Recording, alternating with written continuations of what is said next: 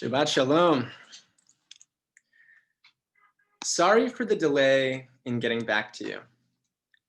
I write those words all the time by text or email, and in this group, it's especially vulnerable for me to share that. It's true.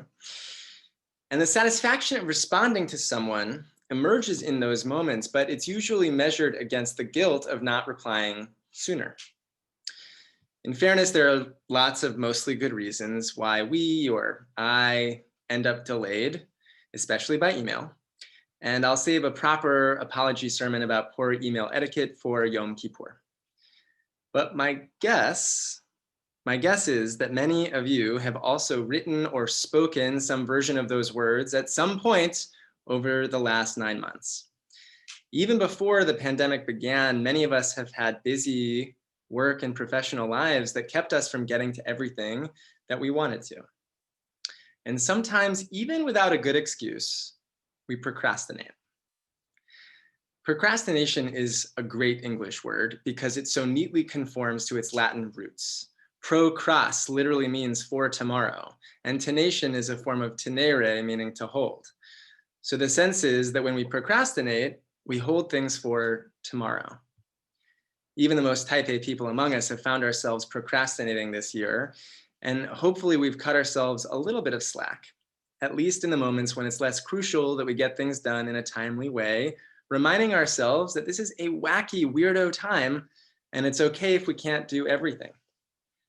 Sometimes, though, we're not just procrastinating, and there's merit in waiting to do something, especially when it's important. In this week's action-packed Parsha filled with dreams and sibling drama, I was struck by an easy-to-miss verse about delaying something important precisely because it's scary. As Parashat Mikeitz unfolds, the famine that Joseph predicted in Egypt also impacts Jacob in Canaan. So his sons set out to Egypt in search of provisions, leaving Benjamin at home with their father. As the only full brother of Joseph, Jacob couldn't bear to let Benjamin go with them on a treacherous journey. But when the brothers return, they relay to Jacob that they need to bring Benjamin back to Egypt, since their brother Joseph, appearing to them only as the vizier to Pharaoh, had required it. And Jacob isn't pleased. When Judah finally succeeds in convincing his father to let Benjamin come with the rest of his brothers down to Egypt, he says, Ki lule hitmamanu, ki ata shavnu ze pamayim. We could have been there and back if we had not dawdled. Lule hitmamanu, if we had not delayed, tarried, dawdled, been hesitant. They could have gotten everything they needed in the first place. Lule hitmamanu, if we hadn't been so fearful about what would befall Benjamin. I love the verb lehitmamea, and not just for my own personal reasons around tarrying, but because it's so literal. Twice it repeats the Hebrew word ma, meaning what. And in the hitpa'el form, which it basically becomes reflexive. You could translate hitmamanu as we what-whatted ourselves. We delayed with uncertainty. We lingered without knowing what to do or where to go. We, the readers, know that bringing Benjamin to Egypt is a key part of moving the story along and getting to the great climax of reconciliation. But for Jacob, plagued by the loss of Joseph, and for his sons, racked with guilt over how they had treated Joseph, they had to delay the inevitable. They couldn't just let Benjamin go to Egypt from the start, and multiple times in the text we read of their hesitancy around letting him leave his father. Still, it's what must be done.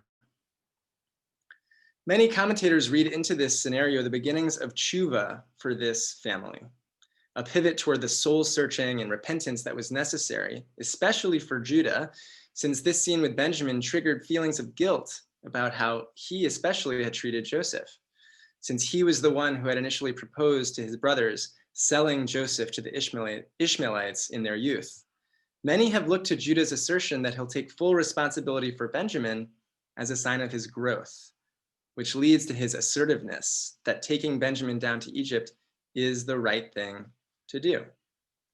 But it takes time for him to get there. Time, presumably, when we can imagine that they're asking themselves, what should we really do now? Hopefully, many of us don't find ourselves delaying to make this kind of scary decision. But we can relate to the idea of avoiding something that is big and inevitable.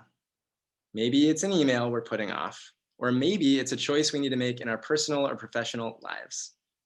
Perhaps we're delaying a transition because even though we know it's the right thing to do, we want to check all the boxes. We want to answer all the what's before we take the leap. It's a mechanism for dealing with our anxiety that we can deliberate and be absolutely sure that we've covered all our bases before we do a challenging thing. And lahit mamea carries that meaning with it more than the word procrastination does. There are many more common verbs in Hebrew for the idea of delaying something. Le'akev, lidchot, le'achir, saving something for later.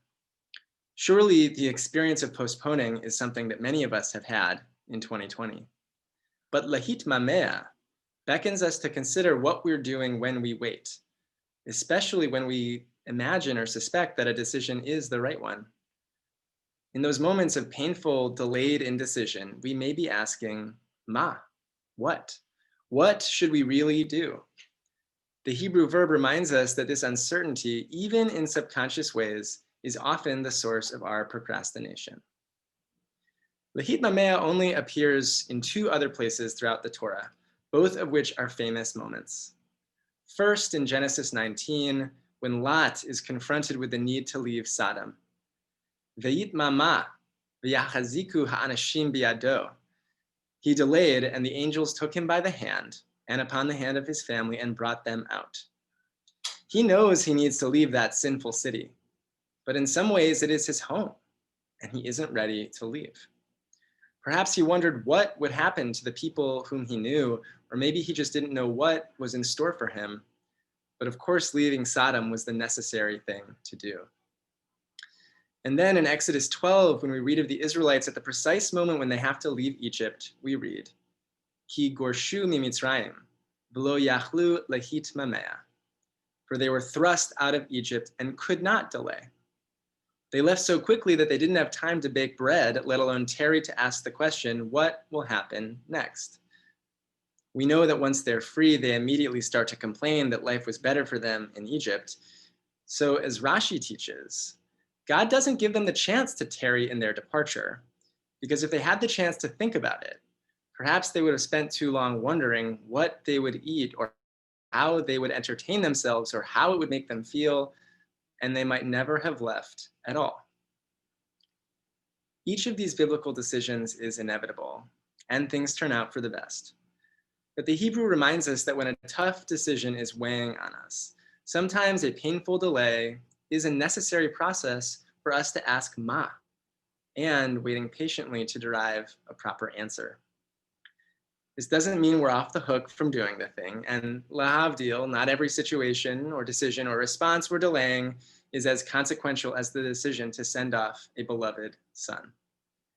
But this specific structure around delay does remind us that it's okay to take our time with a decision or action, so long as that time is rooted in asking what or why. And of course, it's good to remember that if we're waiting for someone else to make a decision or to offer a response, they might also be asking ma themselves. In those cases, a little prodding or an extra email doesn't hurt. And as we draw near to the end of 2020, with an end to the pandemic more real than ever before, it's worth considering why we're waiting to do certain things that are weighing on us. Are we whatting ourselves? Do we actually know what we have to do? If not, that's okay, but if so, with the calendar year coming to an end, it might be the right time to do it. Shabbat Shalom.